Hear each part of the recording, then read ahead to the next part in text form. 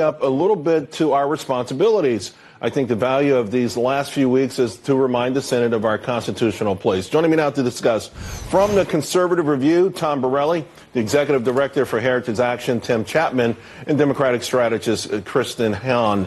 Let me start with you, Tom. You know, again, it's sort of worrisome in a sense that it's fine that the Republicans want to stand up and protect their turf. Although many said they gave it up completely under the previous president. What do you think happens from here? Is this the beginning of something that could harm the president's agenda? No, Charles, it's not going to harm the president's agenda. What some of these Republicans did, it's really an exercise in futility because President Trump's going to veto it anyway. The big issue here is all the Democrats and some Republicans are now on the wrong side of safety and security, which is a core human value. How many news stories have we seen where someone's been killed by an illegal alien? 64,000 or 66,000 aliens were just arrested coming into the U.S.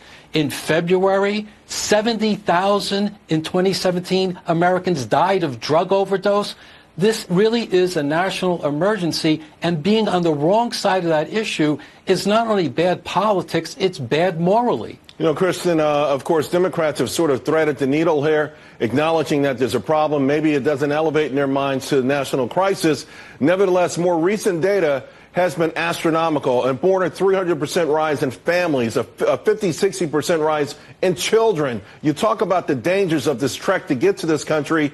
Where do the Democrats go from here and on this issue and other issues revolving around immigration?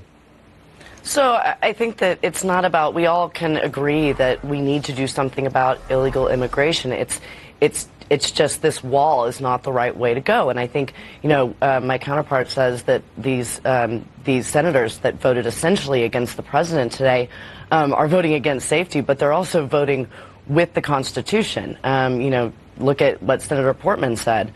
You know, he couldn't hold Obama's feet to the fire and not hold Trump to the same standards. So it's not about, you know, the fact that Democrats don't want to do anything about border security. It's just how we go about it and having the right plan in place.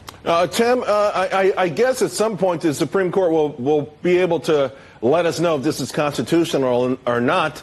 But are you concerned that now you have two things, the situation in Yemen, which you have a lot of Republican senators who rebuke President Trump on that, and then this issue, what it means for parts of his agenda, including perhaps the next spending bill? Well, no, I mean, I agree that his agenda is going to still go forward. I think what you saw today was the president and the administration doing what they were elected to do.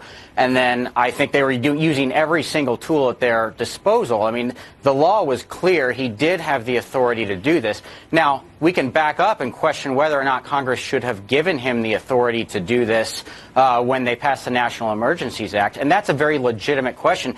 But I think what I'd like to see is some Democrats who say they're concerned about this pick up the phone and call Senator Mike Lee, who has a fantastic bill that really is taking seriously this issue of whether Congress should reassert itself. And let's talk about it outside the context of this really hot-button political issue, because that's a real concern for the future of the country, that we need to balance the powers.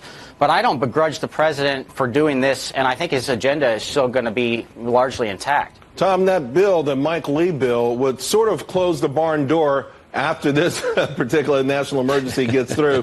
But it would be a phenomenal chance for Democrats to say, yeah, we don't like this power. And because this goes back to 1976, it's an opportunity for us to kind of clean it up. You know, again, we saw McConnell call their bluff on the Green New Deal. This might be the same thing. Yeah, Charles, that's a great point. It is the same thing. You know, Senator Lee has a great idea, really, to close the barn door now. But Congress forever has been delegating authorities to the bureaucracies through allowing them to regulate everything that really wasn't in the language of the law.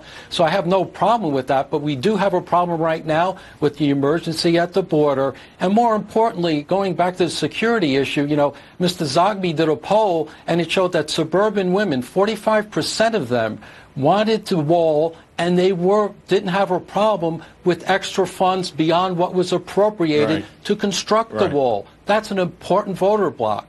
Kristen, what happens now in this issue? Because, again, I've seen several reports that suburban women were sympathetic to President Trump's efforts at the border. And now that we've seen these numbers swell with these families and these children, do you think the Democrats change or alter their position at all? I think that if we're going to get anything done on comprehensive immigration reform, like any other major issue, that both sides are going to have to stop pointing the finger at each other and actually come together and figure out what's in the realm of the possible. So, you have to have good faith efforts, and it's not easy. I mean, ask President Bush. He tried, his hardest to do something on immigration and was tanked by his own party. So, I think it's something that, we're all going to have to, stop firing at each other for a minute.